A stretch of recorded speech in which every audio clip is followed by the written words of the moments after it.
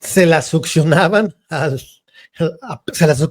Pemex y se la succionaban a el director en turno, pero en este caso de Pepe Toño.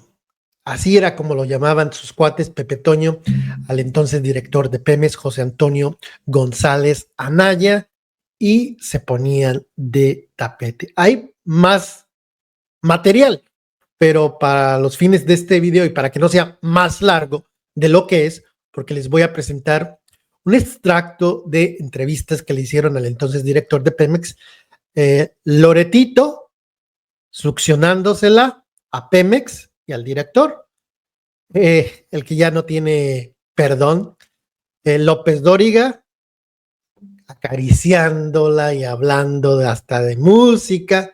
Esas eran las épocas de oro de El Chayote, de estos periodistas guachicoleros que succionaban dinero, obviamente, a Pemex. Riva Payaso no podía faltar, y también el viudo o uno de los viudos de García Luna junto con su pareja ahí casi poniéndose como tapetes ante el director de Pemex. Es un video de más o menos 25 minutos, estas entrevistas, Loret, López Dóriga, 2 de López Dóriga, 2 de Loret, una de Riva Payaso y un extracto de esta pareja que tuvieron como padrino nada más y nada menos que al señor Felipe Calderón. Ya sin mayor preámbulo, así se la succionaban a Pemex estos periodistas guachicoleros.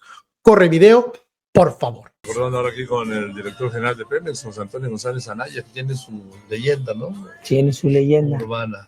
La leyenda urbana es que se compuso en un coche mientras iban de no sé dónde a no sé dónde, y que la compusieron bastante en un coche. ¿Y quién sabe cómo iban? ¿Quién sabe cómo iban? Sí. Así es.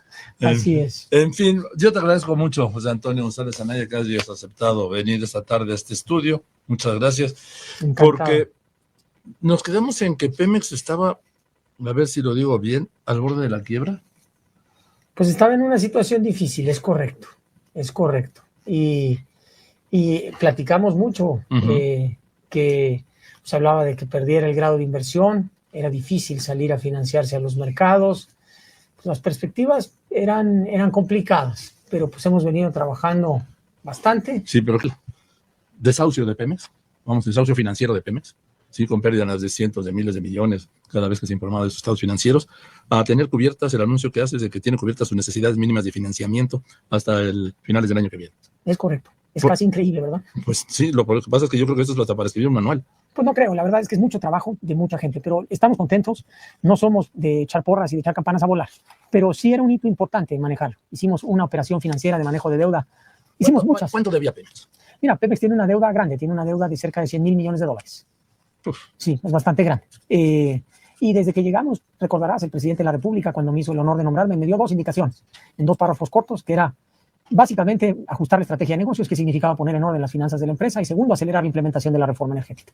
Y en ese momento pues no sabíamos exactamente qué iba a significar eso, pero se ha venido desdoblando esa estrategia al punto que hoy, 1 año y medio después, pues podemos decir que de aquí al final del año próximo hemos terminado nuestro programa de financiamiento. Ponemos prácticamente ahí, porque las cosas se pueden mover, se mueve el precio del petróleo, las tasas de interés, el tipo de cambio, habrá que hacer ajustes.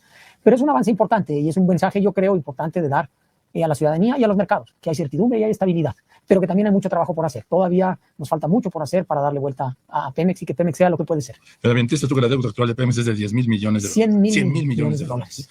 Ahora, ¿de cuánto era? No, pues más o menos eso. Entonces, ¿qué es lo que se resolvió? Y lo que nosotros resolvimos fue... ¿Cómo pagar esto? No, es cómo pagar los vencimientos que tenemos de aquí a finales del próximo año. ¿Vencimientos de qué? De deuda. O sea, cada año, esta deuda no se vence toda en un solo momento, se va venciendo paulatinamente en el tiempo. Y lo que hicimos nosotros es los vencimientos del próximo año y el déficit que anticipamos, porque seguiremos teniendo un déficit el próximo año. La suma de esas dos ya las financiamos y ya las tenemos aseguradas. A ver, dime una cosa. De este paquete de 100,000 millones de dólares de deuda, ¿de cuándo es el vencimiento pues más o menos aplazado del año que viene, por los plazos? Mira, lo que hicimos fue esta última operación, hicimos una emisión de bonos de 5, de 10 y de 30 años. Y con esos 5,000 millones de dólares pagamos lo que nos quedaba de pagar de la deuda del próximo año, que se vencía. Así que básicamente pasamos deuda del próximo año a 10 y a 30 años. Más o menos en esta última operación, 5,000 millones de dólares, pero veníamos trabajando desde antes en ir rebajando estos vencimientos. Ahora, el déficit, cuando hablamos del déficit, ¿de cuánto estamos hablando? Mira, el déficit de este año aprobado por el Congreso de la Unión es de 94,000 millones de pesos. Sí. El próximo año, no sabemos, no se ha hecho la propuesta, pero será una cantidad similar. Entonces tenemos que financiar los vencimientos de deuda más ese déficit, y eso es lo que más o menos hemos logrado. Ese es el déficit 2017. ¿El déficit acumulado cuánto llega? A la deuda que tenemos. El déficit de toda la historia. Va incluido los 100,000 millones Sí, de dólares. sí. Ahora, la deuda por pensiones, ese es un monto también descomunal, ¿no? Sí, pero hay buenas noticias. O más que deuda, vamos. Las obligaciones. Las obligaciones del pago de pensiones. Sí, mira, el déficit actuarial del sistema de pensiones de Pemex era de más o menos, son cantidades astronómicas casi, 1.5 trillones de pesos. Ya me fui. Pero se hicieron unos cambios, incluso antes de que yo llegara, y ahora es 1 trillón de pesos. Ahora, esto se paga en los siguientes 50 años. Entonces... Pero también crece. Sí, ahí hay buenas noticias y malas noticias. El déficit actuarial, dados los cambios que se hicieron, ya no se hace más grande. Esas son las buenas noticias. Okay. Las malas son que es un número bastante grande. Esto de 1 trillón, ¿cuántos puntos son del PIB? Mira, sí son, ahora sí que... Estoy tratando de entender cuánto puede ser un trillón. Es una cantidad muy grande, son como 10 puntos en el PIB, pero aquí como 5 puntos del PIB. Aquí lo importante es el flujo anual, o sea, lo que Pemex tiene que pagar cada año en pensiones, son cerca de 60,000 millones de pesos, 57,000 millones de pesos. Esto es una cantidad grande, pero no es una cantidad demasiado grande. O sea, esta cantidad va a crecer y va a llegar como a 75,000 millones de pesos en el año 2040. Esto no es lo que va a quebrar a Pemex. Es una cantidad importante, no lo quiero minimizar, pero tenemos muchas otras cosas. Pemex es una empresa muy, muy grande y esto es un rubro importante, pero ya que se tomaron las medidas hace un par de años, este problema ya no se hace más grande. Tenemos otros problemas que tenemos que enfrentar. ¿Qué problemas? O sea, ya tienen, pues si no resuelto, sí, bajo control el tema de la deuda, del déficit y de las pensiones. Mira, aquí el tema es seguir haciendo a la empresa más eficiente y más eficaz, que es la segunda parte, irónicamente, de la indicación del presidente. Es cómo producimos más petróleo, cómo refinamos más petróleo, producimos más gasolinas, cómo lo hacemos más eficiente. Y es ahí donde se vuelve pues, un tema, ahora sí que interesante, difícil, y que donde la reforma energética juega un papel bien importante. Antes, Pemex no podía asociarse con nadie. Podía hacer contratos, pero eran contratos de servicio. Hoy nos podemos asociar con gente. El sector, la industria de petróleo y gas en todo el mundo es una industria de alianzas. Es una industria donde las grandes compañías del mundo, Exxon y Shell, compiten ferozmente entre sí, pero a la vez, yo no lo he verificado, pero deben de tener no menos de 30 y quizás hasta 100 proyectos en conjunto. A Pemex no se le permitía hacer eso. Ahora lo vamos a poder hacer y eso nos ha permitido entrar a aguas profundas, tener más inversión, compartir riesgo, compartir tecnología, etc. Porque el único modo, estoy hablando con José Antonio González Anaya, director general de Petróleos Mexicanos, porque en estas condiciones financieras, el único modo de producir más es meterle más dinero que no tienen. El único modo de refinar más es meterle más dinero que no tienen. El único modo de producir más gasolina es meterle más dinero que no tienen. Solo queda la asociación. Es correcto, y ahí es donde entran. Un ejemplo, y doy el mismo ejemplo, pero a rato tenemos mucho trabajo que hacer y yo yo a veces peco de optimista, pero nos hace falta mucho trabajo para que Pemex se pueda fortalecer y se puede fortalecer. Y cuando vas a dormir, ¿no te sueñas con estas cifras? Todo el tiempo, y me da insomnio. Sí. Pero ni modo, así es esto, y estoy agobiado pero contento. Bueno, pues José Antonio, pues muchas gracias por venir con estas Muchas noticias. Lo que fue Cantarell, qué impresionante, ¿no? Es impresionante. Ya se tendrá que escribir esa historia de Cantarell. Algún momento alguien lo hará. Pero sí valía la pena dar una buena noticia de estabilidad y certidumbre, Joaquín, de que con 18 meses de anticipación podemos decir que tenemos... Incluso la calificación de México dependía en gran parte de la situación de Pemex. Qué bueno que lo sacas, pues no lo mencioné. Hace unos días a los dos se le cambió de negativo a estable la perspectiva. Entonces, falta por hacer, pero ahí vamos. Bien, pues muchas gracias, José Antonio. Muchas gracias. Gracias por venir a los estudios esta tarde. José Antonio González Anaya, director general de Pemex, con esta cifra. Pemex dice, no ha muerto ni morirá. No, de ninguna manera, se va a fortalecer. Bueno, yo le aprecio mucho hoy al director general de Pemex, José Antonio González Anaya, que haya aceptado venir a los estudios. Antonio, muchas gracias por venir. Muchas gracias por la invitación. A ver, cuéntanos, mi primera pregunta tiene que ser, ¿cómo impactó a Pemex, a las instalaciones de Pemex, los terremotos, los sismos? Mira, todas las instalaciones de Pemex ahorita están seguras, pero la refinería de Salina Cruz sí está parada. Y se paró desde el primer sismo, del sismo del 7 de septiembre. Con el sismo del 23 de septiembre, que tuvo epicentro muy cerquita de Salina Cruz, nos ha complicado. La réplica, dice. Pues hubo uno nuevo en Oaxaca. Sí, la réplica. Que el epicentro estuvo muy cerquita de Salina Cruz, entonces otra vez nos retrasó el poner en línea. ¿Qué le pasó a esta refinería? Mira, las estructuras están todas bien, pero en particular que es una cosa interesante que en México así sea, la refinería genera su propia electricidad y los generadores literalmente se arrancaron del piso. Son unas cosas muy grandes y como se movió el piso, se movieron y se ¿De qué desalinearon. dimensiones son? Del tamaño de una casa no chiquita, o sea, es el tamaño o sea, es un, digo, no una casa, una mansión, pero sí el tamaño de una casa. Es una se movieron todos de piso, estaban puestos con tornillos muy grandes, casi media pulgada, y se arrancaron. Entonces estamos en el proceso de volverlo a arrancar.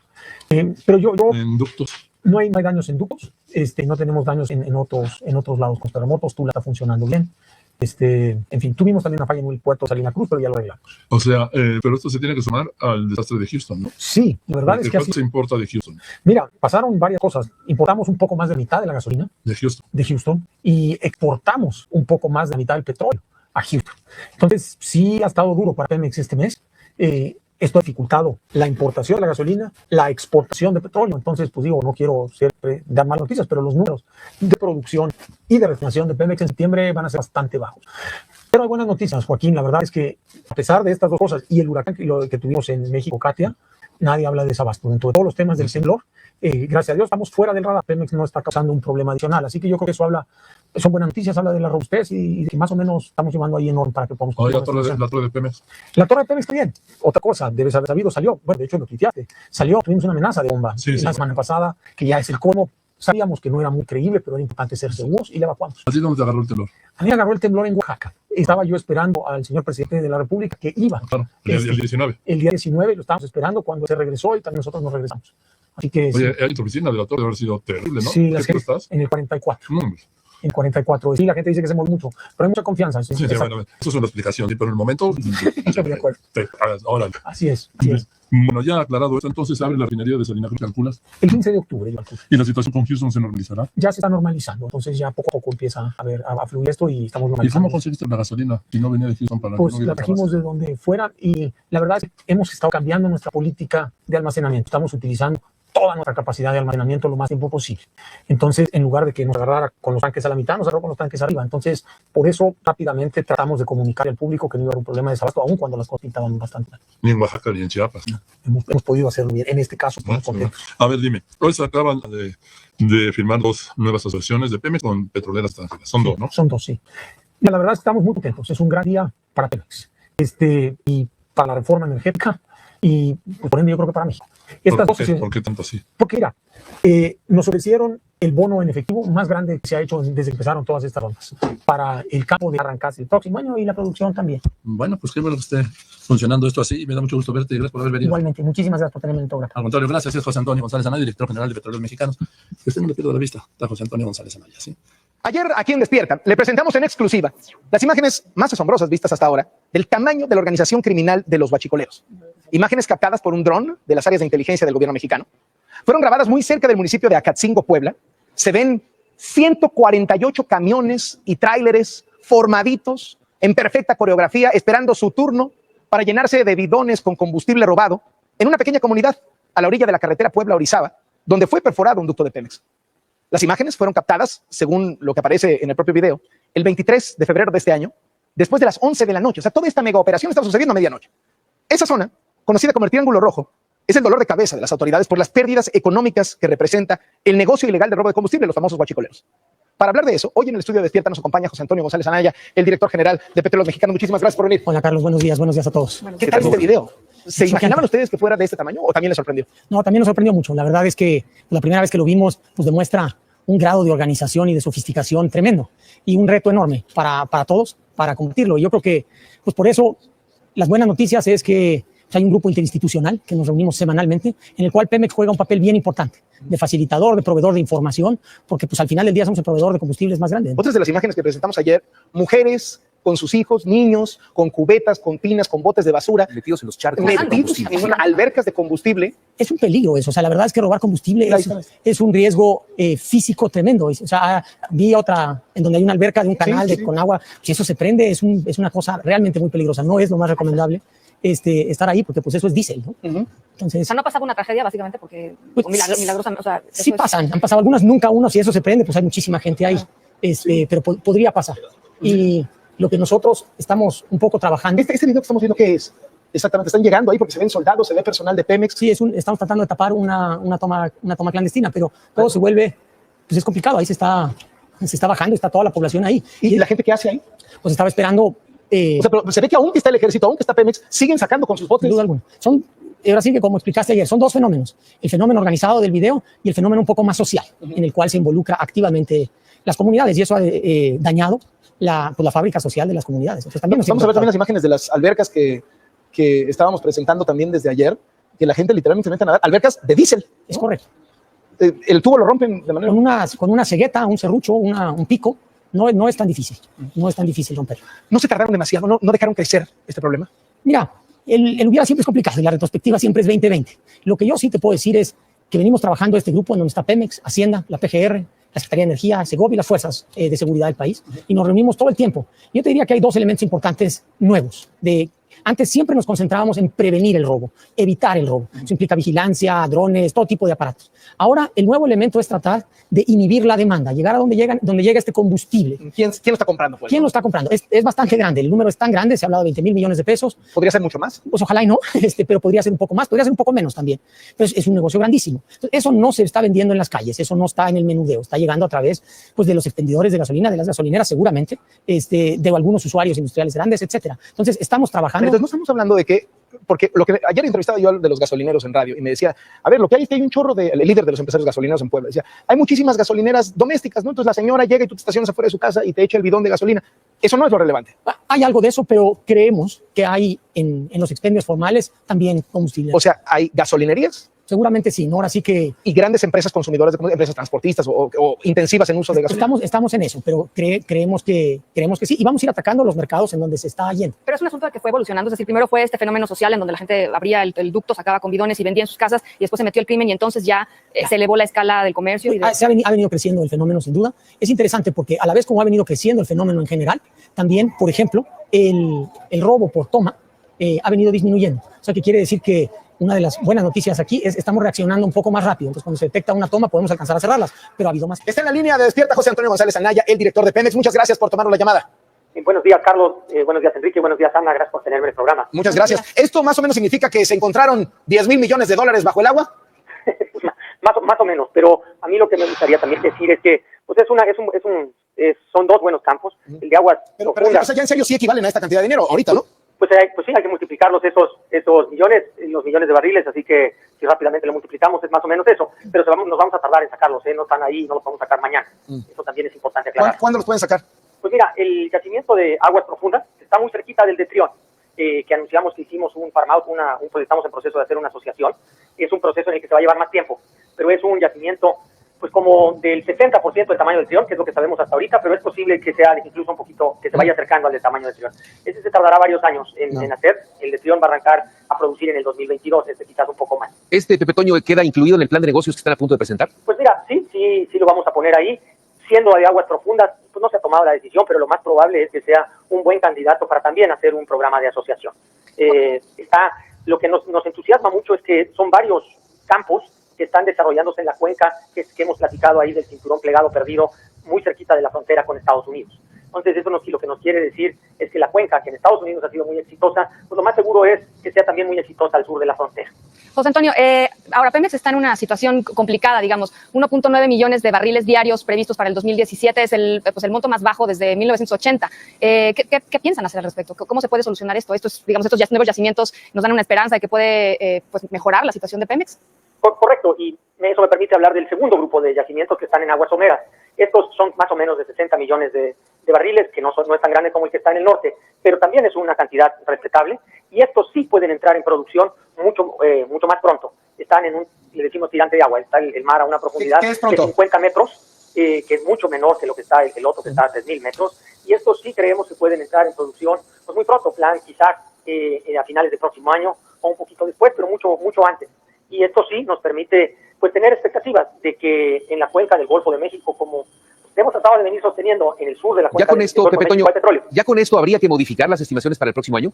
No, yo creo que todavía yo no me atrevería a hacerlo. Es un descubrimiento que tenemos todavía que terminar de... Obviamente va a haber inversión privada en esto y van a tener que contratar empresas privadas para sacar ese petróleo. ¿O cómo va a jalar la cosa? Mira, en el de aguas profundas, 90 y tantos % seguro que sí. Y en el de aguas someras, pues más de la mitad de probabilidades que eso sea así, porque pues todos estamos, como ya dijo Ana, en una situación en la cual pues necesitamos de las asociaciones para poder invertir y aumentar la producción. Por último, ¿con esto sale Pemex de su crisis? Es un principio, Carlos, la verdad es que es un principio, no es el final, no es cantarel, pero es un principio y nos da buenas esperanzas que hacia adelante podemos seguir encontrando cosas, pero habrá que buscarlas. Muchas gracias, José Antonio González Anaya, el director general de Petróleos Mexicanos Pemex. Precisamente por eso llegas tú, conoces bien la Secretaría de Hacienda, conoces muy bien todo el tema administrativo, y esta empresa lo que sí necesita en este momento es que alguien le jale las riendas y maneje una administración impecable, ¿no? Pues bueno, estamos intentándolo. Se preguntará usted, porque aquí en esta mesa que nos reímos un poco, hacemos sorna de cómo los medios de comunicación en México reproducen informaciones que ya fueron difundidas, publicadas. Pues estamos tocando este tema de la semana pasada. Lo que sucede es que nos llamó mucho la atención el discurso del presidente y no terminamos de entender bien exactamente a qué se refería, por lo que buscamos al director general de Pemex, José Antonio González Anaya, para que nos ayude a entender la dimensión de lo que esto significa, y lo saludamos. Se encuentra en la línea. José Antonio, muy buenos días. Gracias por platicar con nosotros.